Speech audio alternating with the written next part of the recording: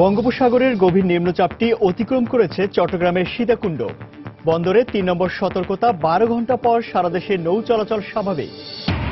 সরকারি বেসরকারি হাসপাতালে চিকিৎসা পেতে নানা ভোগান্তির অভিযোগ রোগীদের। স্বাস্থ্যসেবায় অনিয়ম ঠেকাতে যুগোপযোগী আইন প্রয়োগের তাগিদ বিশেষজ্ঞদের। পুঁজি সংকট, বিপণন অবকাঠামো ও ব্র্যান্ডিং এর অভাবে প্রসার হচ্ছে না জামদানির। বাজার সম্প্রসারণের তাগিদ শিল্প সংশ্লিষ্টদের। এবং গরু ও ভেড়ায় ভ্রূণ প্রতিস্থাপন করে কৃত্রিম প্রজননের সফলতা অর্জন করেছে বাংলাদেশ কৃষি বিশ্ববিদ্যালয়ের গবেষকরা। কৃষকরা প্রয়োজন মতো ভ্রূণ নিয়ে পাবেন উন্নত জাতের গবাদি পশু।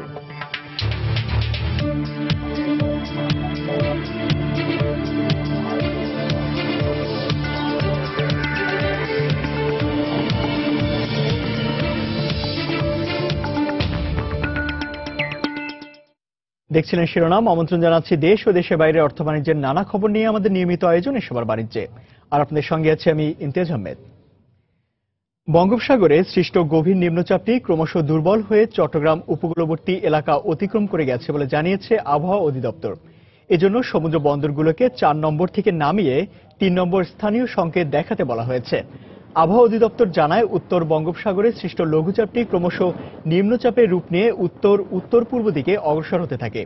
এটি সকাল ৬টার পর থেকে চট্টগ্রাম উপকূল অতিক্রম করতে শুরু করে। প্রায় ৩ থেকে ৪ ঘন্টা থেমে থেমে বৃষ্টি এবং ঝোড়ো হাওয়ায় নিম্নচাপটি উপকূল অতিক্রম করে যায়।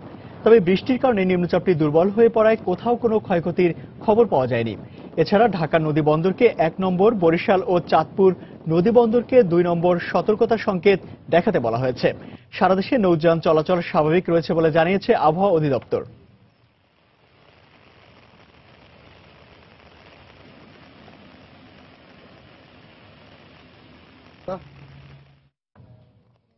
দর্শক, আবহাওয়ার খবর জানাতে চট্টগ্রাম বন্দরে এই মুহূর্তে রয়েছেন কমল দে। আমরা সরাসরি চলে যাচ্ছি তার কাছে।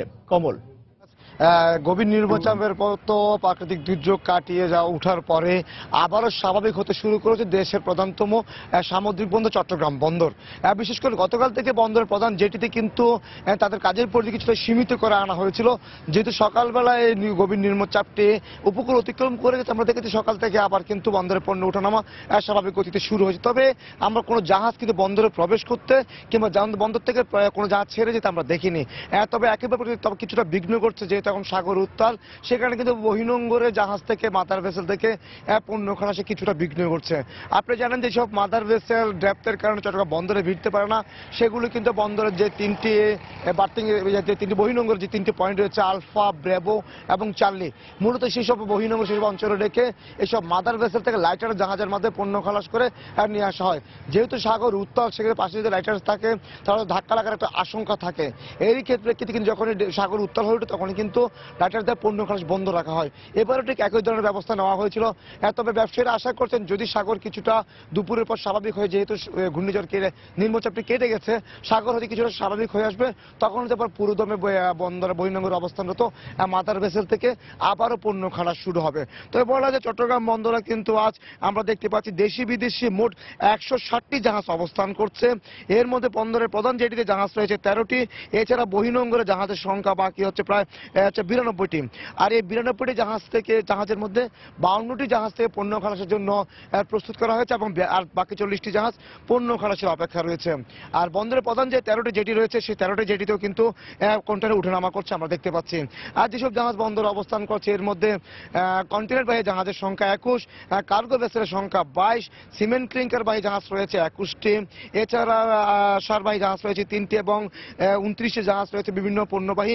এছাড়া 3টি রয়েছে চিনিবাহী জাহাজ এবং 3টি রয়েছে লবণবাহী জাহাজ। এছাড়া আমরা দেখতে পাচ্ছি 5টি ওয়েল ট্যাঙ্কার অর্থাৎ জ্বালানি বা বৈদ্যুতালবাহী জাহাজ রয়েছে 5টি। আপনারা জানেন চট্টগ্রাম বন্দর কিন্তু ৩৬,৩57 ধারণ ক্ষমতার এই চট্টগ্রাম বন্দর আমরা দেখতে পাচ্ছি প্রায় রয়েছে ৩২,৯৫৬ টিউস রয়েছে এবং ডেলিভারি যোগ্য রয়েছে কন্টেনার রয়েছে ২৮৯১টি। অর্থাৎ আজ তারা যেহেতু কালকে 2 দিন সরকারের বন্ধ ছিল, সেই সরকারের বন্ধের মধ্যে কিন্তু ডেলিভারি প্রক্রিয়া স্বাভাবিক থাকে। আজও ডেলিভারি প্রক্রিয়া হবে। আজ ডেলিভারির জন্য 2891টি কন্টেনার প্রস্তুত রাখা হয়েছে।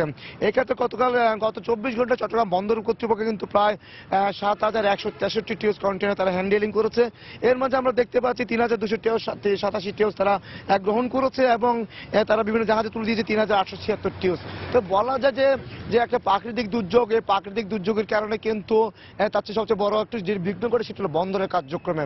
এবং কারণ হচ্ছে যেহেতু সবুজের পাশে কর্ণফুলী নদীর মোহনা পেরিয়ে জাহাজগুলিকে বন্দরে জেটিতে আসতে হয়, সে সময় কিন্তু বড় বড় ঢেউ আসতে পারে এবং এর ফলে কিন্তু একটা দুর্ঘটনার আশঙ্কা থেকে যায়। আর এই দুর্ঘটনার আশঙ্কার প্রেক্ষিতে গিয়ে কিন্তু সতর্কতা হিসেবে বন্দরে যে প্রধান জেটিগুলিতে কাজ সীমিত করে আনা হয়, বহির্নোঙরে তারা পণ্য খালাস বন্ধ রাখা হয়। ঠিক এই গভীর নিম্নচাপের প্রেক্ষিতে একই ধরনের ব্যবস্থা নেওয়া হয়েছিল। তবে বড় কোনো ক্ষয়ক্ষতি ছাড়া এই নিম্নচাপ কেটে যাওয়ায় দেশের প্রধানতম সামুদ্রিক বন্দর চট্টগ্রাম বন্দরও আবার স্বাভাবিক হতে শুরু করছে। তো ইমতিয়াজ, এখন পর্যন্ত আমার কাছে ছিল চট্টগ্রাম বন্দর থেকে সর্বশেষ। দর্শক, দুর্যোগপূর্ণ আবহাওয়া কাটিয়ে চট্টগ্রাম বন্দরের কার্যক্রম আবারও স্বাভাবিক হতে শুরু করেছে। আর সে খবরাখবর জানাতে আমাদের সঙ্গে যোগ দিয়েছিলেন চট্টগ্রাম বন্দর থেকে কমল দে। চলে যাচ্ছি পরের খবরে। সরকারি হাসপাতালে নানা রকম ভোগান্তি আর বেসরকারি হাসপাতালে বেশি টাকা ব্যয়। চিকিৎসা নিতে আসা রোগীদের এমন অভিযোগ থাকে বরাবরই। অপ্রয়োজনীয় ওষুধ ও পরীক্ষা নিরীক্ষাতেও চলে যায় টাকার বড় একটি অংশ। এছাড়া ভুল চিকিৎসার খরচ তো আছেই। বিশেষজ্ঞরা বলছেন, স্বাস্থ্যসেবায় অনিয়ম রোধ এবং চিকিৎসকদের প্রতি রোগীদের আস্থা বাড়াতে উভয় পক্ষেরই জবাবদিহিতা থাকা প্রয়োজন। এক্ষেত্রে যুগোপযোগী আইন তৈরি ও যথাযথ প্রয়োগের উপরই বেশি জোর দিয়েছেন তারা। মিজানুর রহমান খবিরের রিপোর্ট। রোগীদের অভিযোগ, অপ্রয়োজনীয় পরীক্ষা নিরীক্ষা করতে বাধ্য করা ছাড়াও অতিরিক্ত ওষুধ কিনতেও ব্যবস্থাপত্র দেন অনেক চিকিৎসক। এছাড়া রোগীদের বড় একটি অংশ ভেজাল ও নিম্নমানের ওষুধ সেবন করে ক্ষতিগ্রস্ত হচ্ছেন। ওষুধের মানের ব্যাপারে বিক্রেতাদের ওপরই বেশি ভরসা তাদের।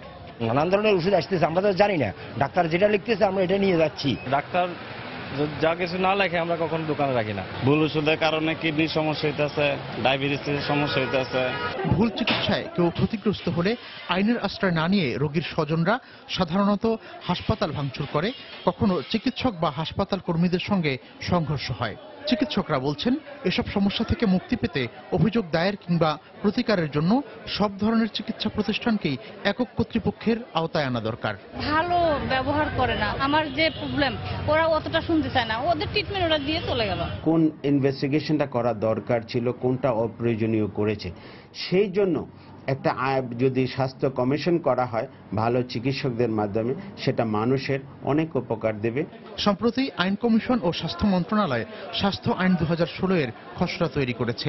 এতে রোগীর অধিকার, চিকিৎসকদের দায়িত্ব কর্তব্য আওতা নির্ধারণ, আর্থিক মানসিক হয়রানি রোধ, সরকারের করণীয়, ভেজাল ওষুধ উৎপাদন ও বিপণন বন্ধ করা ও সংশ্লিষ্টদের জবাবদিহিতাকে প্রাধান্য দেওয়া হয়েছে। খসড়াটা চূড়ান্ত পর্যায়ে আছে। আইনটা হইতে হবে এরকম চিকিৎসা পেশাজীবীদের দায়বদ্ধতা থাকে রোগীদের প্রতি, আবার ঠিক একইভাবে যারা চিকিৎসা দিচ্ছেন তাদেরও যে চিকিৎসা দেবার ক্ষেত্রে যাতে নিরাপত্তাটা থাকে।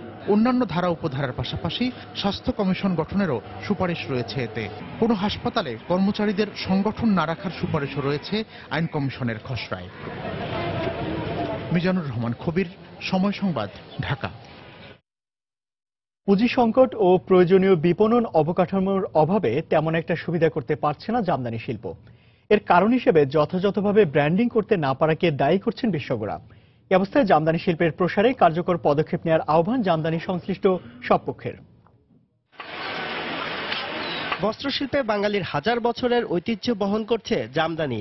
19বিংশ শতাব্দীর মাঝপথে ইংরেজ শাসিত বাংলায় ঐতিহ্যবাহী এ শিল্পের গতি মন্থর হয়ে পড়ে। তবে 1971 সালে স্বাধীনতার পর আবারও প্রাণ ফিরে পায় জামদানি। সময়ের সাথে জামদানি তৈরিতে গতি ফিরেছে ঠিকই, তবে মন্থর গতিতেই ঘুরছে কারিগরদের ভাগ্যের চাকা।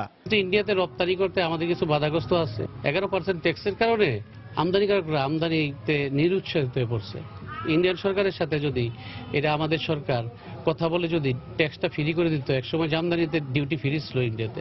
গুণমানে অনন্য নজরকাড়া এই শাড়ির প্রসারে এখনো গড়ে ওঠেনি কার্যকর বিপণন অবকাঠামো, নেই চোখে পড়ার মতো ব্র্যান্ডিংও। ফলে কয়েকশো বছর ধরে দেশে বিদেশে জনপ্রিয়তা ধরে রাখলেও কাজে লাগেনি বাজার সম্ভাবনার ন্যূনতম সুযোগটুকু, যার প্রমাণ শত বছরের এই শাড়ি থেকে রপ্তানি আয় দাঁড়িয়েছে মাত্র কোটি ডলারে। এই অবস্থায় ব্র্যান্ডিং ও বাজার সম্প্রসারণের তাগিদ অর্থনীতিবিদ ও বাজার বিশেষজ্ঞদের। দূতাবাসগুলো আছে, বাংলাদেশ বাংলাদেশের যে পর্যটন কর্পোরেশন এবং পর্যটনকে প্রচার করবার জন্য যে ধরনের প্রতিষ্ঠানগুলো কাজ করছে তাদের প্রত্যেকেরই এটার ব্যাপারে এগিয়ে আসতে হবে। বিসিককে আরো উদ্যোগী হতে হবে। জামদানি ফেয়ারটা, জামদানি যেসবগুলো আমাদের লেআউট গুলো হাউস দুই একটা আছে, মার্কেটের ভিতরে জামদানি হাউস একটা দুইটা আছে, জামদানি যদি একটা কর্নার করে দেওয়া যায়।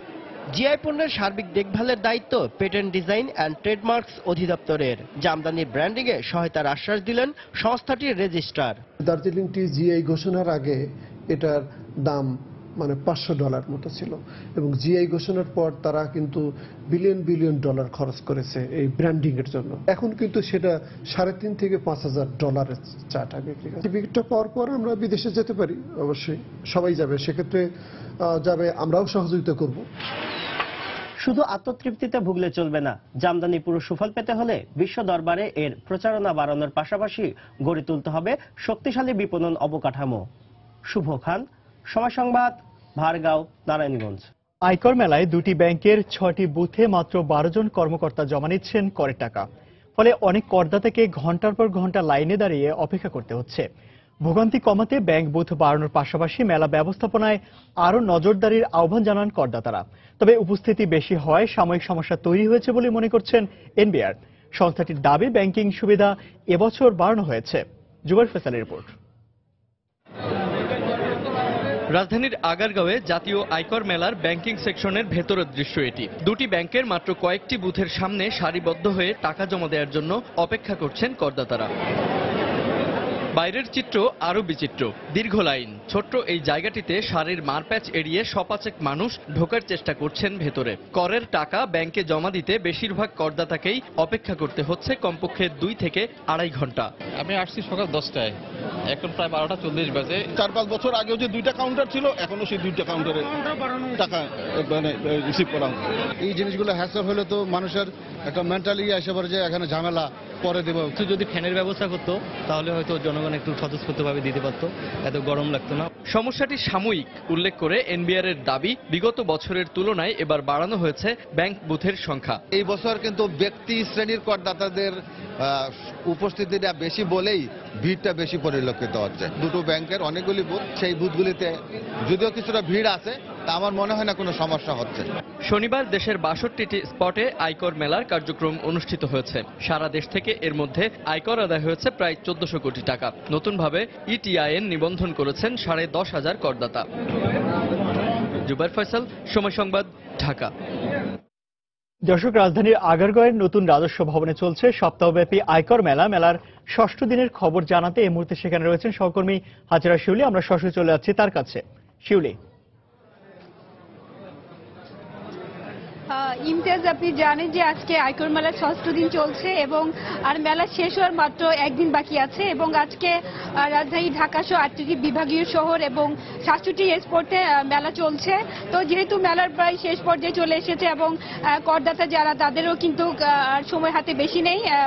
যথারীতি আজকেও আমরা দেখতে পেয়েছি যে সকাল 9টার পর থেকে কিন্তু করদাতারা মেলা প্রাঙ্গণে আসতে শুরু করেছেন এবং তারা বিভিন্ন তাদের যে সংশ্লিষ্ট কর অঞ্চল সেই অঞ্চলে তারা তাদের রিটার্ন দাখিল করছেন এবং এবার মেলায় কিন্তু এনবিআর এর পক্ষ থেকে বেশ কিছু উল্লেখযোগ্য সুযোগ সুবিধা গ্রহণ করা হয়েছে। যেমন মিরপুর, উত্তরা সহ রাজধানীর বিভিন্ন স্পট থেকেই করদাতাদের সুবিধার্থে তারা যেন সহজে যাতায়াত করতে পারেন সেজন্য 8টি শাটল বাস তারা সার্ভিস রেখেছেন।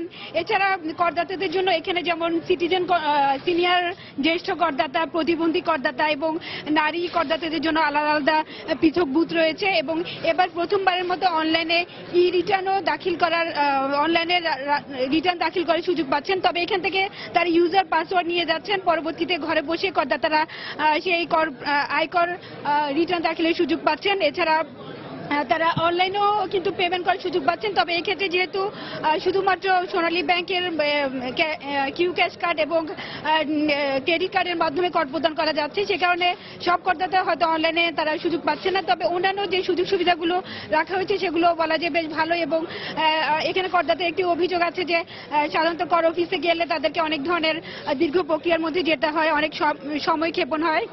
এখানে যেহেতু এক ছাদের নিচে তারা সব সেবা পেয়ে থাকেন, তাই করদাতার এই দিনটির জন্য অপেক্ষা করেন এবং এখানে এসে তারা খুব স্বাচ্ছন্দ্য এবং নির্বিঘ্নে কর দিতে পারেন। এবং পঞ্চম দিন পর্যন্ত রাজধানী সহ সারা দেশে প্রায় ১,417 কোটি ১২,৪৩,৫৫১ টাকার আয়কর সংগ্রহ হয়েছে বলে আমাদেরকে এখানে মিডিয়া ডেস্ক থেকে জানানো হয়েছে। এবং এই সময়ে রিটার্ন দাখিল হয়েছে প্রায় ১,২১,১৩১ জন আয়কর রিটার্ন দাখিল করেছেন। এবং গতকাল পর্যন্ত ১,৫৫,৫৪০ জন করদাতা এখান থেকে সেবা গ্রহণ করেছেন এবং গতকাল ৩০,২১৮ জন রিটার্ন দাখিল করেছেন। এবং পঞ্চম দিনে সারা দেশ থেকে কর সংগ্রহ হয়েছে 259,93,৩,৮১৯ টাকা। এছাড়া এবার কিন্তু মেলা থেকেও বেশ ইটিআইএন এর গ্রহণের ক্ষেত্রে দেখা যাচ্ছে করদাতাদের ব্যাপক সাড়া আছে এবং নবীন সহ বিভিন্ন শ্রেণীর করদাতার সংখ্যা এবার বেড়েছে। যেহেতু এবার অষ্টম পে স্কেল ঘোষণার পর অনেক চাকরিজীবী করের আওতায় এসেছেন, সে কারণে এবার এনবিআরও আশা করছে যে তারা এই মেলা থেকেই গতবারের তুলনায় অনেক বেশি রিটার্ন দাখিলের সংখ্যা অনেক বাড়বে। তো এখন বলা যায় যে মেলায় করদাতারা বেশ সন্তুষ্ট, যেহেতু তারা এখান থেকে বেশ অল্প সময়ের মধ্যে তারা আয়কর রিটার্ন দাখিল করতে পারছেন এবং অন্যান্য যে সুযোগ সুবিধাগুলো সেগুলো তারা গ্রহণ করতে পারছেন।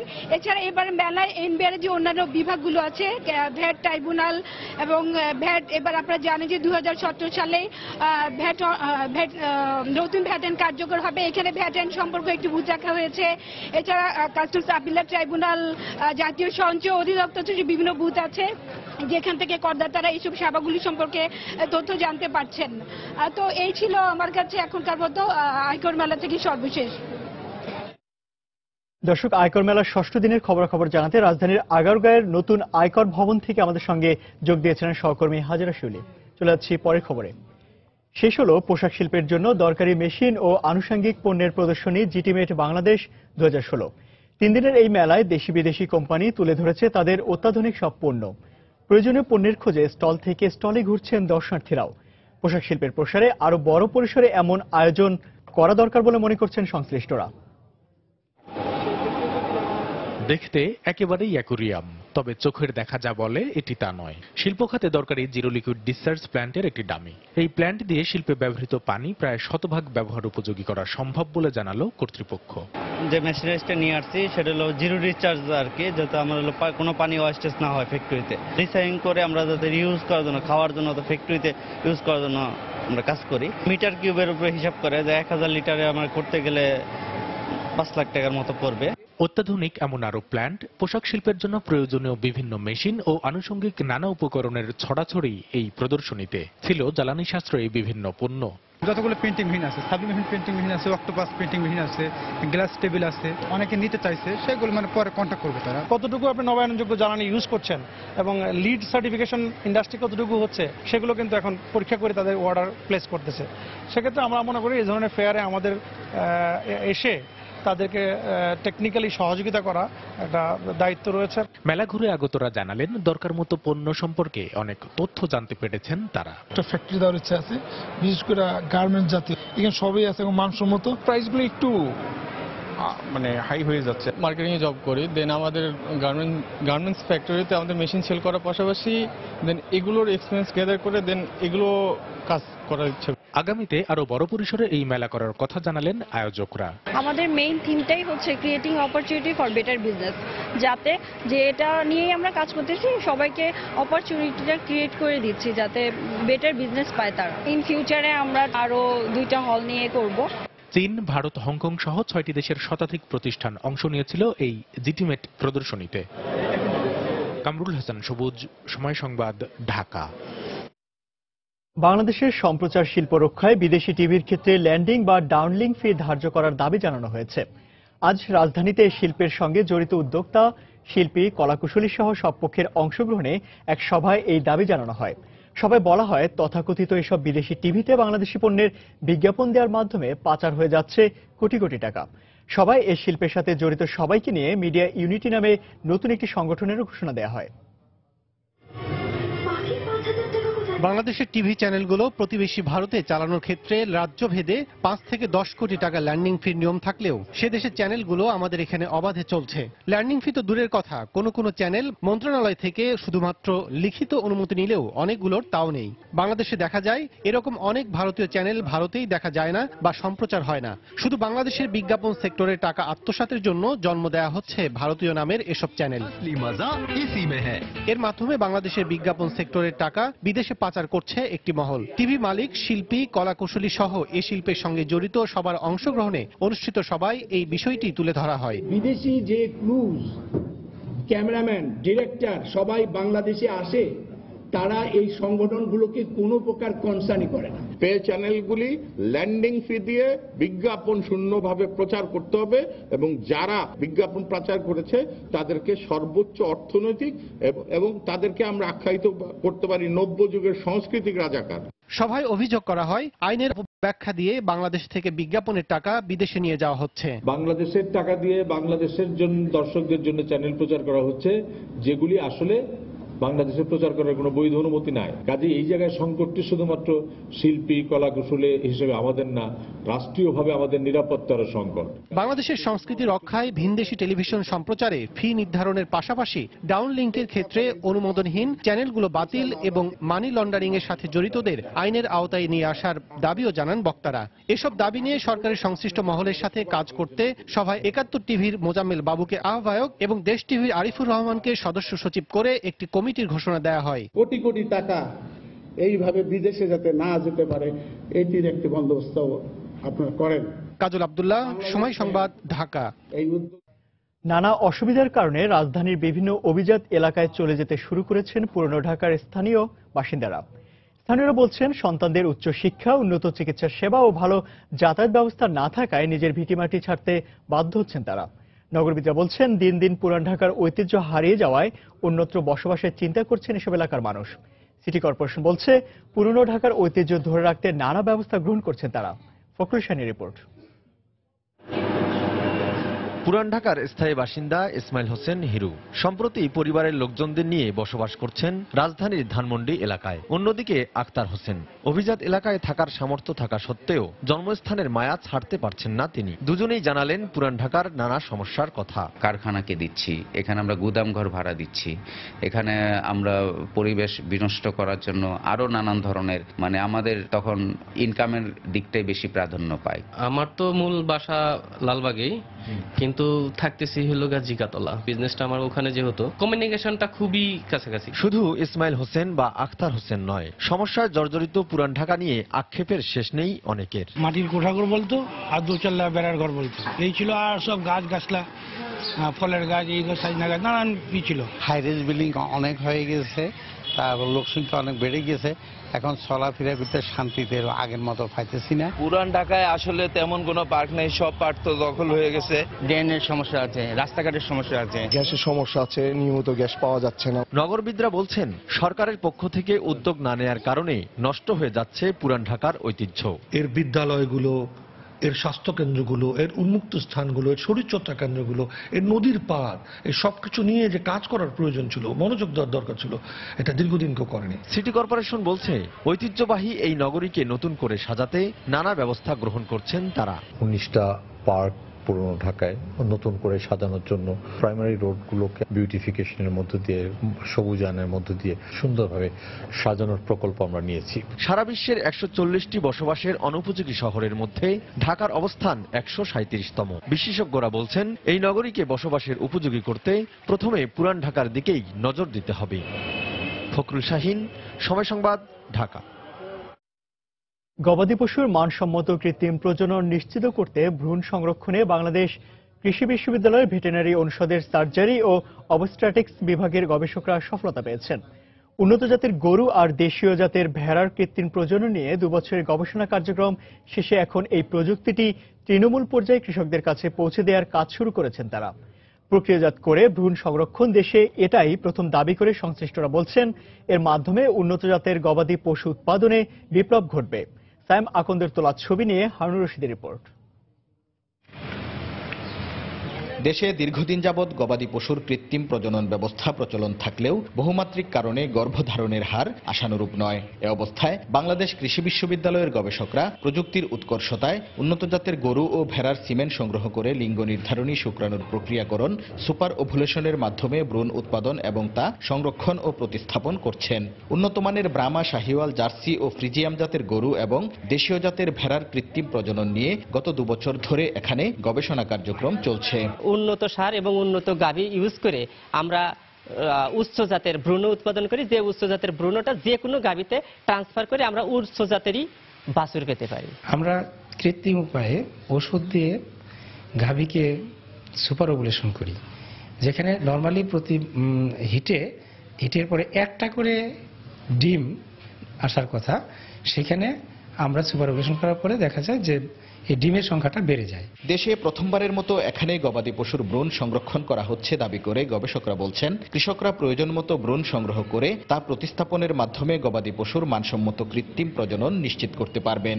আমরা প্রথম বাংলাদেশে এই ভ্রূণ সংরক্ষণ করতেছি, কারণ ভ্রূণটা যদি আমরা সংরক্ষণ করতে পারি তাহলে বিস্তীর্ণ এলাকায় আমরা এই প্রযুক্তিটা ছড়াই দিতে পারবো। মাল্টিপল ওভুলেশন এমব্রায়ো ট্রান্সফার এই টেকনোলজি দুটি ব্যবহার করি, এটা খুব কম সময়ের মধ্যে অনেক গুণগতমান বাচ্চা এসে যাবে। আমাদের আলটিমেট গোল হলো সিমেন্ট ব্যাংক তৈরি করা, এমব্রায়ো ব্যাংক তৈরি করা, যাতে ফার্মারের যখন দরকার হবে আমাদের কাছ থেকে নিয়ে যে এআই করে দেবে ওই গুণগতমান এমব্রায়ো নিয়ে যে প্রতিস্থাপন করে দেবে। বিশ্বব্যাংকের অর্থায়নে বিশ্ববিদ্যালয় মঞ্জুরি কমিশনের হায়ার এডুকেশন কোয়ালিটি এনহ্যান্সমেন্ট প্রজেক্টের আওতায় 2014 সাল থেকে এই গবেষণা কার্যক্রমটি পরিচালিত হচ্ছে।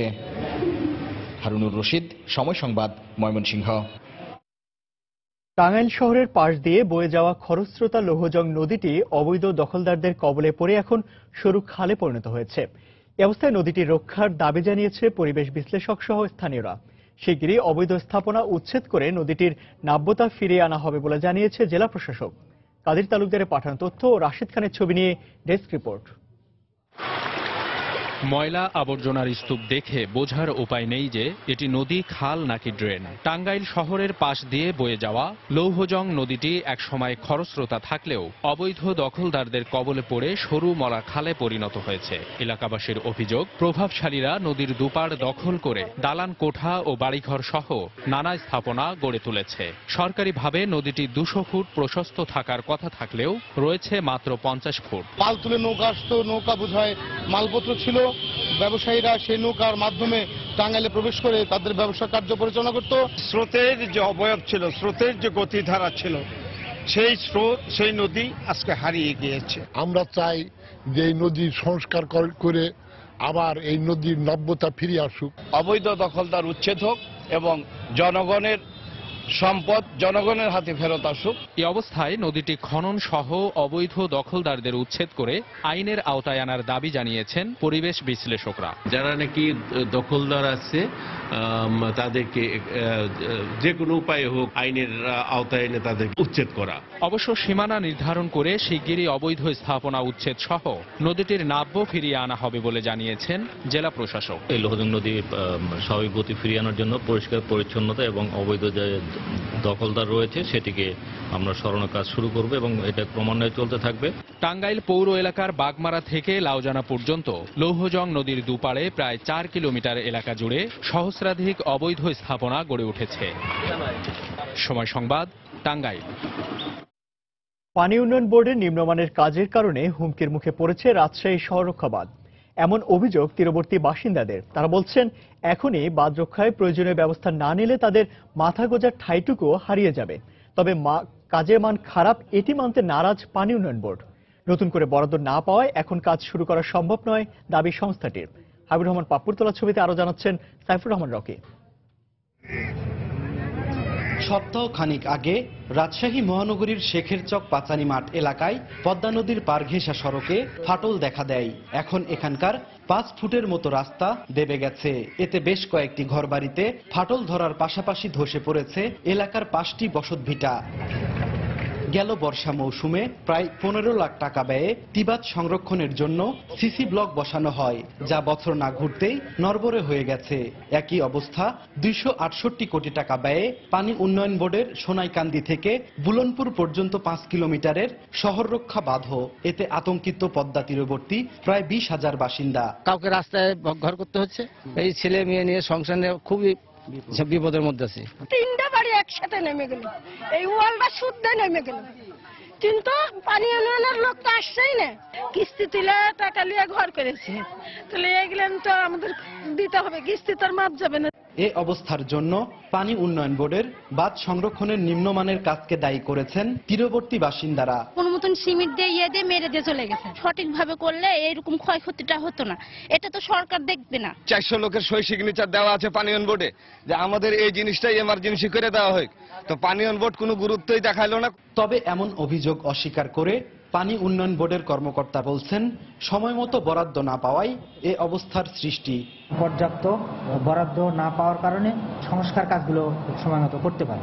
সিটি কর্পোরেশন কর্তৃপক্ষ যখন রাস্তাটা ক্লিয়ার করে দেবে, তখন আমরা ওদের যে দেবে যাওয়ার কারণে আমাদের স্লোপের যে ফাটল দেখা দিয়েছে, আমরা সেটা তখন মেরামত করে দেব। পানি উন্নয়ন বোর্ড জানিয়েছে 16 বছর আগে পদ্মার পার বাধাই করা হয়। 150 কোটি টাকার নতুন একটি প্রকল্প অনুমোদন হলে তাৎক্ষণিকভাবে বাঁধ সংরক্ষণের কাজ শুরু করা হবে। সাইফুর রহমান রকি, সময় সংবাদ, রাজশাহী। বিজয়ীদের হাতে পুরস্কার তুলে দেওয়ার মধ্য দিয়ে শেষ হলো আনোয়ার ইস্পাত Anwar cement golf tournament 2016।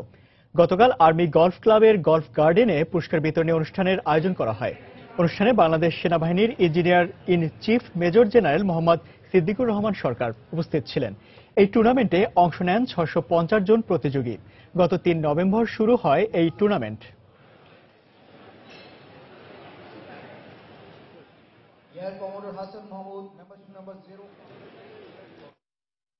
ZH Sikdar বিজ্ঞান ও প্রযুক্তি বিশ্ববিদ্যালয়ের কৃতি শিক্ষার্থীদের মাঝে বৃত্তি প্রদান করা হয়েছে। অনুষ্ঠানে সভাপতিত্ব করেন বিশ্ববিদ্যালয়ের board of trustees and mu ফাউন্ডেশনের চেয়ারম্যান জয়নুল হক শিকদার। অনুষ্ঠানে প্রধান অতিথি হিসেবে উপস্থিত ছিলেন পরিকল্পনা মন্ত্রী আহম মুস্তফা কামাল। এছাড়াও বিশ্ববিদ্যালয়ের ঊর্ধ্বতন কর্মকর্তারা এই সময় উপস্থিত ছিলেন।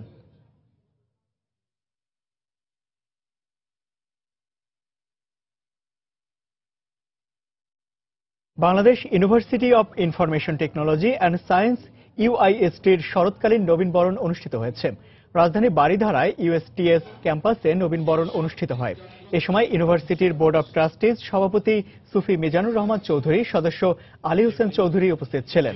অনুষ্ঠানে নবীন শিক্ষার্থীদের উদ্দেশ্যে গঠনমূলক বক্তব্য রাখেন ইউনিভার্সিটির ভিসি।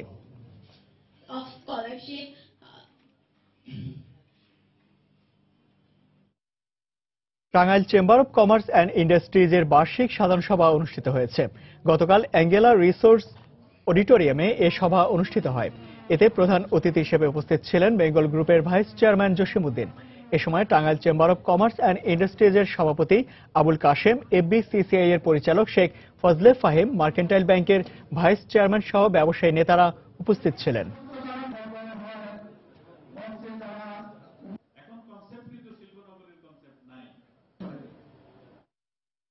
অক্টোবরে যুক্তরাষ্ট্রের 1,61,000 নতুন কর্মসংস্থান সৃষ্টি হয়েছে। দেশটির শ্রম অধিদপ্তরের তথ্য অনুযায়ী এ সময়টায় যুক্তরাষ্ট্রের বেকারত্বের হার নেমেছে 4.9%। গেল মাসে উৎপাদনশীল ব্যবসা, আর্থিক, প্রযুক্তি এবং আবাসন খাতে সবচেয়ে বেশি কর্মসংস্থান সৃষ্টি হয়েছে দেশটিতে। কর্মসংস্থান সৃষ্টির এ হার দেশের অর্থনীতির জন্য ইতিবাচক হওয়ায় ডিসেম্বরে সুদের হার বাড়তে পারে বলে পূর্বাভাস দিয়েছে federal reserve. America, the Federal Reserve, to start hiking rates faster than it's already indicated. উৎপাদন খাতে ধীরগতির কারণে এখনো হুমকির মুখে আছে ইউরোজোনের অর্থনীতি। বিভিন্ন দেশের ইউরোপের পণ্য রপ্তানি কমেছে দেশটির উৎপাদন খাতের কার্যক্রম। তবে অক্টোবরে এই অঞ্চলের ক্রয় ব্যবস্থাপনার সূচক ছিল 53.3 পয়েন্ট, যা চলতি বছরের মধ্যে সর্বোচ্চ। অর্থনীতির এ ধীরগতির কারণে ইউরোপের কেন্দ্রীয় ব্যাংক প্রণোদনা কার্যক্রম 2017 সাল পর্যন্ত বাড়তে পারে বলে মনে করছেন বিশ্লেষকরা। তবে এখনো মুদ্রাস্ফীতির লক্ষ্যমাত্রা 2% অর্জন করতে পারেনি এ অঞ্চল। এদিকে অক্টোবরে বেড়েছে জাপানের উৎপাদন খাতের কার্যক্রম। এই সময়টায় বেড়েছে জাপানের পণ্য রপ্তানির পরিমাণও।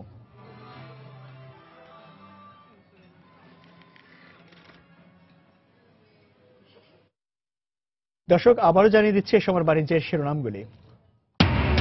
বঙ্গোপসাগরে গভীর নিম্নচাপটি অতিক্রম করেছে চট্টগ্রামের সীতাকুণ্ড বন্দরে ৩ নম্বর সতর্কতা সংকেত। ১২ ঘন্টা পর সারা দেশে নৌ চলাচল স্বাভাবিক। সরকারি বেসরকারি হাসপাতালে চিকিৎসা পেতে নানা ভোগান্তির অভিযোগ রোগীদের। স্বাস্থ্যসেবায় অনিয়ম ঠেকাতে যুগোপযোগী আইন প্রয়োগের তাগিদ বিশেষজ্ঞদের। পুঁজি সংকট, বিপণন অবকাঠামো ও ব্র্যান্ডিং এর অভাবে প্রসার হচ্ছে না জামদানির। বাজার সম্প্রসারণের তাগিদ শিল্প সংশ্লিষ্টদের। এবং গরু ও ভেড়ায় ভ্রূণ প্রতিস্থাপন করে কৃত্রিম প্রজননের সফলতা অর্জন করেছে বাংলাদেশ কৃষি বিশ্ববিদ্যালয়ের গবেষকরা। কৃষকরা প্রয়োজন মতো ভ্রূণ নিয়ে পাবেন উন্নত জাতের গবাদি পশু। এই ছিল সময় বাণিজ্যে। যে কোনো খবর পেতে ভিজিট করুন সময়নিউজ.tv আর সঙ্গে থাকুন সময়ের।